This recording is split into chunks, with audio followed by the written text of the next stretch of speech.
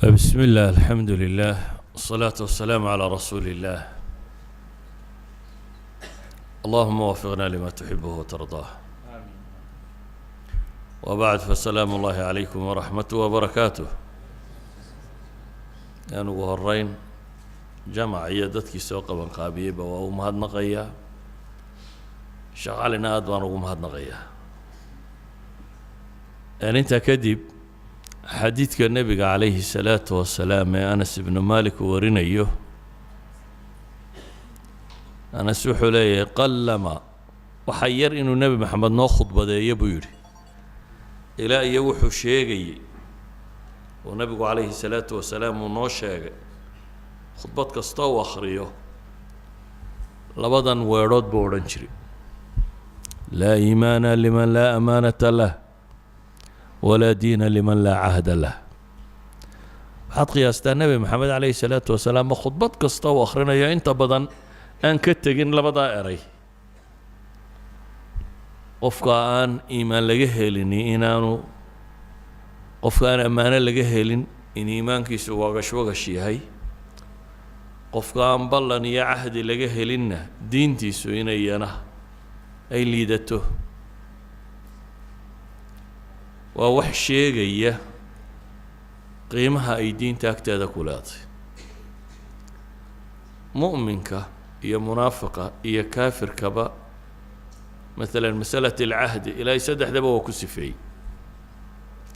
mu'miniintii markii la sifeynayay maxaa la yidhi? waaladiina hum liamaanaatihim wa cahdihim raacuun. waxaa lagu sifeeynayiin kuwa ammaanadooda iyo cahdigoodaba ilaaliya. cahdigooda ilaaliya. mushrikiintii ama gaaladii markii ilaahay sheegayay wuxuu yidhi ina shara addawaabi cinda allah aladiina kafaruu fahum laa yu'minuun aladiina caahadta minhum ثuma yanquduuna cahdahum fi kuli maraة wahum laa yattaquun. dhulka waxa kor socda waxa u shar badan baa ilaahay yidhi alle agtii kuwa gaaloobay aanan la rumaynin. maxaa sifo looga dhigay? dhaqan iyo akhlaaq maxaa u ah? aladiina caahadta minhum ثuma yanquduuna cahdahum fi kuli mara. kuwa aad ballanka la gashay iyo cahdiga ee mar kasta burinaya baa ilaahay yidhi subxaanaه wa tacaala. munaafiqiinta markuu ilaahay ka hadlayana wuxuu tilmaamay waminhum man caahada allaha lain aataana min fadlih. munaafiqiin waxaa ka mida baa la yidhi kuwo ilaahay subxaanaه wa tacaala ballan la galo le ilaahay hadduu wax isiiyo lanasadaqanna walanakuunanna min aلsaalixiin. waxbaanu baxsan oo dadka saalixiintaa baanu ka mid noqon. falamaa aataahum min fadlihi bakhiluu bih. markii ilaahay wax siiyeyna bukhliga u dhaqaaqay. akhiiran kuwaa ilaahay wuxuu ku sifeeyey faacqabahum nifaaqan fii quluubihim ilaa yowmi yalqowna bima akhlafu allaha maa wacaduuh. ilaahay qalbigooda nifaaq buu dhigay. sababtuna waxa weeyaan bima akhlafu allaha maa wacaduuh. erayadan af carabiga ah alcaqd waalcahd waalmithaaq waalwacd waa isku macno dhow yihin. waa isku macno dhadhow yihin. tafriqada ay culammadu sameeyaan xataa kuwa luqawiyiintii wax badan maaha, wax saa u sii weyn ma aha. laakiin duuduub ahaan waxaynu leenahay wixii ballan la yidhaahdo ama heshiis ama contract ee uu qofka muslimkii galo waa inuu oofiyaa. yaa ayuha aladiina aamanuu awfuu bilcuquud baa ilahay yidhi. kuwa iimaanka laga helayow fuliya oo dhammaystira wixii aa caqdi gashaan. wixii aa caqdi gashaan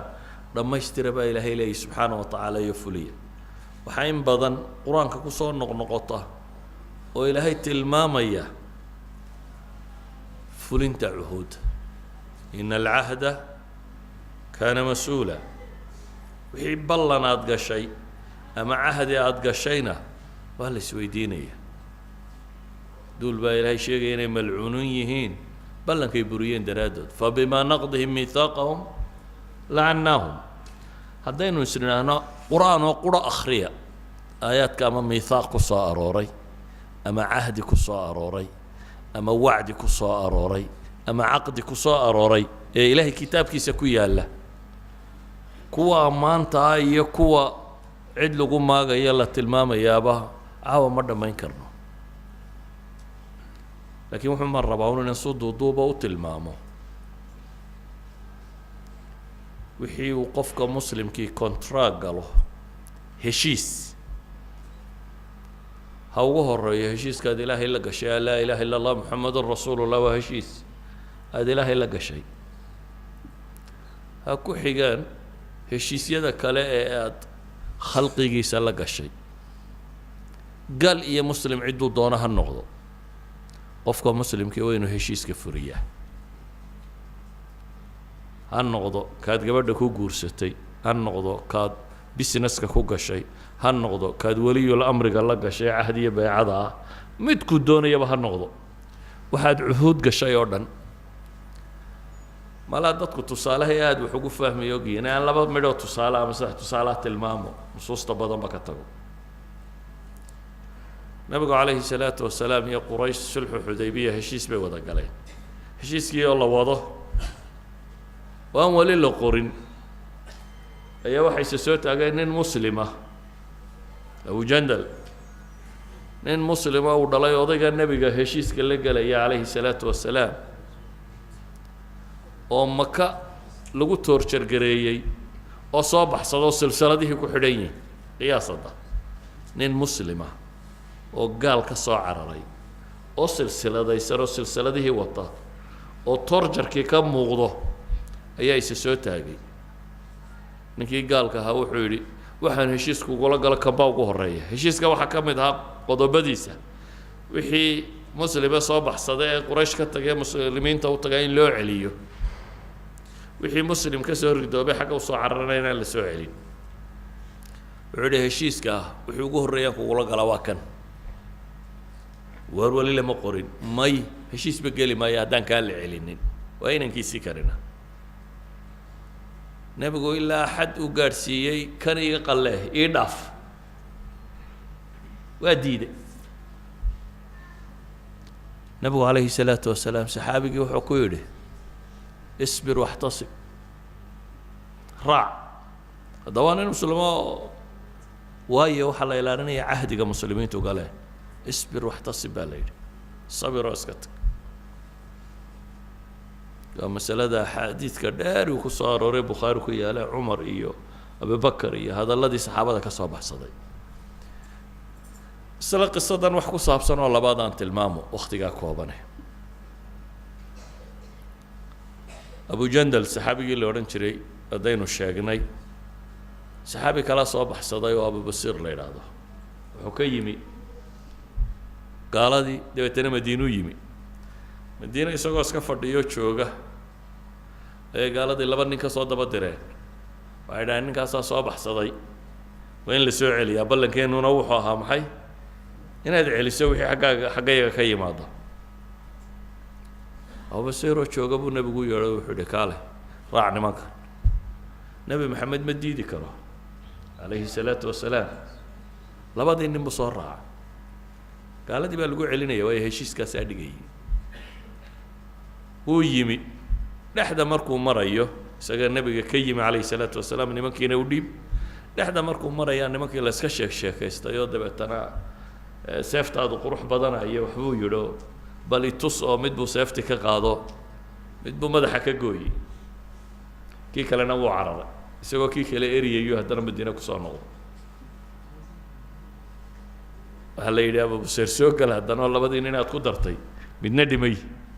midna wuu eryayaayo waa kan wuxuu yidhi ilaahay rasuulkiisiiyo adigu ballankii fulisay ilaadu caadigaagu waxaa inaad celiso oo i celisay nimankan dee anaa iska soo farsameeyo ka imi nabigu calayhi salaatu wasalaam wuxuu yihi kani waa dagaalo ooge alla yaa wax u gargaara siiyey yani weedhwaag mascaru xarb waa dagaalo ooga buu nebigu yidhi wuxuu gartay haddii haddana la soo noqdo inuu nebigu celin doono markaasuu iska baxa meelaan dowladda islaamku gaadhin oo xeeba buu iska degay nebi maxamed xukumin markaa dee gaaladu odhan mayso soo celiyo markaa wuu iskaga tegey meel kaluu joogaa halkaas buu ayuu noqday inuu gaalada dagaal isagu keligii la galo muslimiintii wixii soo baxsadaaba madiine ma yimaadaane halkaasay tagaan dhowr boqol oo ninoo abujandalkii ka mid yahay baa ugu tegey akhiiran gaaladaa time waxay idhaahdeen bandigaa waanu ogolla in laga masaxaa heshiiskii nimankaa u naga qabo oo ha ku soo noqdaan madiino iyaguna heshiiskaa soo galaan inay sulxiga ku jiraan oo nabadda waxaan uga dan leeyahay hadduu qofka muslimkii heshiis rabo inuu buriyo ma heshiiska adag baa jira dad muslimiina oo la dhibay oo saa loo rafaadinayo kaasuu aqbali waa maslaxad iyo waa kan iyo waxaasi meesha kama socdaan heshiiskaad gasho waad gashay qiso saddexaad aan idin tilmaamo dagaalkii beder markuu nebigu galay ee gaaladiina soo socoto waxaynu naqaanaa dagaalkaas ilaahay unbaa isku soo beegay laakiin saxaabadu kumay talagelinaya nebigu inay dagaal galaan waxay moodayeen inay nimankii xoolahoodii qaatay safar ay leeyihiin inay iyaguna soo qabtaan unbay ku tala jireen laakiin safarkiina waa baxsaday qurayshoo 1,000 nin oo fardahoodii iyo awrtoodaba wadataana dagaalkii bay yimaadeen waa maalintuu nebigu calayhi salaatu wasalaam ugu baahi badnaa rag inuu helo waa kii ilaahay baryayay lahaa ilaahayow intan haddii la halaago maanta dunida dib lagugu caabudi maayo weedhihii nebi maxamed lahaa bay ka mid tahi yacni waa meel uu 300 oo nin iyo kusuur wato qolada kalena 1,000 ay yihiin ku 3 laabmaan waa meel iyagu aanay farda iyo awr iyo wixii loo baahnaa ee lagu dagaalgelayay aanay wadanin nimankanina hubkoodii iyo gaashaamadoodii iyo fardahoodiiba ay wataan idan waa mowqif xarij ah mowqif aada u adag laba saxaabo soo hijrooday oo aan dagaalka iyo warkanba ka warhaynin ayaa meeshii ku soo beegmay waa xudayfa ibnulyamaan iyo aabihi xudayfa iyo aabihii beder kamay qayb gelin sababtay uga qayb geli waayeenna waa tan iyagoo soo safray bay yimaadeen gaaladaa qabatay waxaa la yidhi xagaa ku socotaan waxay dhaheen madiina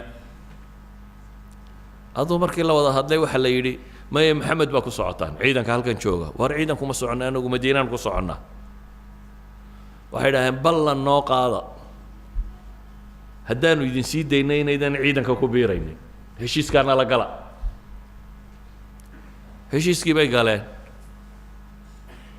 ciidankaa ku biiri mayna anagu madiina ayaanu qabanaynaa heshiiskaasaa lagu soo daayey dabeetana nebigii bay u yimaadeen calayhi salaatu wasalaam nebi maxamed oo ciidan u baahan bay la joogaan waa muslimiin gaala la ishayaa waxay dhahaan ilaahay rasuulkiisiiyo dee nimankii waana qabteen heshiis baanaanu la gallay heshiiskiina saasuu sheegayaa maxaanu samaynaa wuxuu nebigu ku yidhi xadiiskii saxiixu muslim ku yaalay nafii lahum cahdahum ballankoodaan u oofinayaa ilaahayna waa u tala saaranayaa iska taga buu yidhi labadii saxaabi heshiiskay soo galeen sidoodaan ugu fulinayaa buu yidhi nebi maxamed baa ballanka buriya layga maqli maaye madiinadiina iska qabta baa la yidhi ilaahayna waa u tala saaranaya haddii mawaaqifta sidaa u adag uu nebi maxamed ilaaliya calayhi salaatu wasalaam mawaaqiftaa halista ah heshiisuu isagu galay iyo mid ay saxaaba soo gashayba miduu isagu galay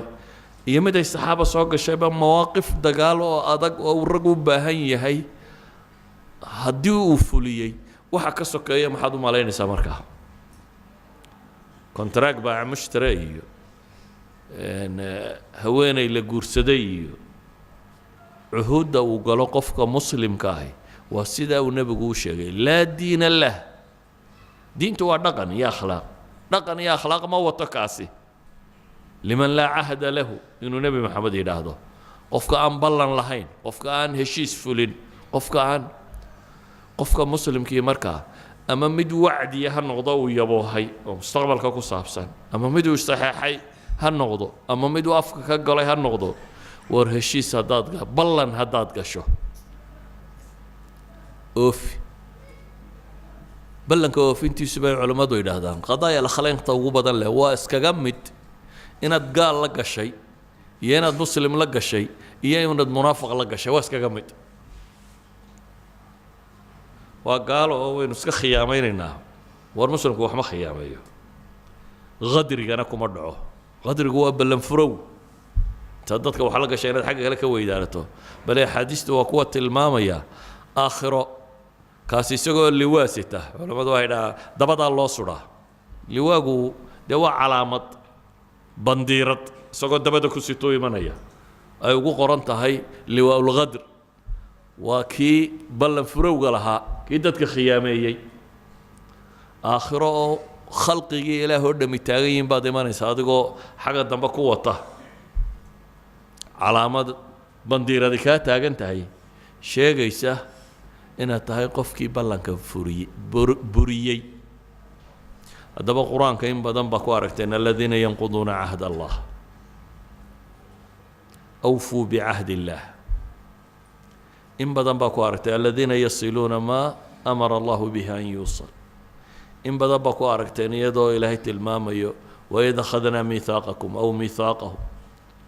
in badan baa ku waxaas oo dhami waa ballamo ilaahay ballankaad la gashay fuli kow wixii aad rabbi ballan la gashay kad laa ilaaha ila allah tidhi waxa weeyaan ilaahu keligaa baan ku caabudaya ballankaasaan galay maxamedun rasuulullah markaad tidhi waxa weeyaan dariiqii nabi maxamed baan kugu caabudaya jid kala jeexan maayo fuli ballankaa wixii aad ballan muslimka la gashay fuli mid guur ha noqdo mid baac mushtar ha noqdo mid madaxnimo ha noqdo midku doonaya ha noqdo waxaad ballan gasho fuli waana diin maadaama waqtigu uu kooban yahay waxun baan rabuun in la fahmo mawduuca ah ballanku inaanu gaal iyo muslim kale lahaynee haddaad ballan gashay inaad fuliso iyo inuu diinta ka mid yahay iyo nebi maxamed calayhi salaatu wasalaam sidaa uu u weyneeyey inuu khudbad kasta u akhrinayo inta badan uu akhriyi jiray sida xadiidkaasi tilmaamayo qur-aankana aayaadka haddaan isnaana ururiya waa bilmia waa ka badan yihin almiithaaqu waalcahdu waalwacdu iyo waalcaqdu wixii ku saabsan ee qur-aanka ku soo arooray waa aayaad aada u tiro badan leh waa waxaa lagu kala soocayo gaal iyo muslim iyo munaafiq xadiidkii sheekhu akhrinaya waa maqlayseen saddex qofkii laga helay inuu munaafiq yahay calaamaat almunaafiqiin inay tahay ama afar qofkii laga helaa inuu yahay munaafiq khaalis ah waxaa ka mid ahaa cahdiga in la fuliyo hadduu qofku ballanka iyo cahdiga buriyo inaanu ahayn islaamnimadii saxa ahaayee xagga nifaaq camaliga inuu sii socdo idan nafyu liimaan meesha yaallaa culammadu waxay yidhahdaan ama nafyu diinkani waa nafyu lkamaal bay culammadu u badan yihiin ama ay ku tilmaamaan laakiin dee hadduu noqdo inaad laa ilaaha illa llah buriso wuxuu noqonayaa nafyuliimaankii rasmiga ahaa hadduu noqdo cahdigii aad ilaahay la lahayd inaad buriso ama nebi maxamed la lahayd si dhaba inaad u buriso meel khatar u gaadhaya idan cuhuuddu meel sare oo nafyuliimaanka gaadhi kartana way yeelan kartaa iyo diinba in laga anfiyo meelo ka hooseeyana way leedahay laakiin naqdigu marnaba islaamnimo kuma qumana waxaan ku soo koobayaa markaa ilaahay intaad ka cabsato iska hubi waxa aad gelayso wixii aad ballan gelayso ama cahdi gelayso mid shaqo ha ahaado mid guur ha ahaado mid dowladnimo ha ahaado mid madaxaad la gelaysa ha ahaado mid aad gaal la gelaysa ha ahaado wuxuu doonabaa noqdo iska hubi haddaad se gasho oo saxeexdo ha burinin cahdiga ha burinin haddaad iqaalo dalabto isagu uu kaa qalleeyo waa meel haddii kale mulsim baad ku tahy beecii maxaa la tilmaamayay waxaa la ammaanayay qofka muslimka ee dadka ka qalleeya laakiin hadduu kontraagu dhaco waad ku jirtaa sina ma burug kartid marka ilaahay aan ka cabsanno diinteenna ilaashanno sala allahuma calaa muxamedin wacala alihi wasaxbihi wasalam walxamdu lilaahi rabbi alcaalamiin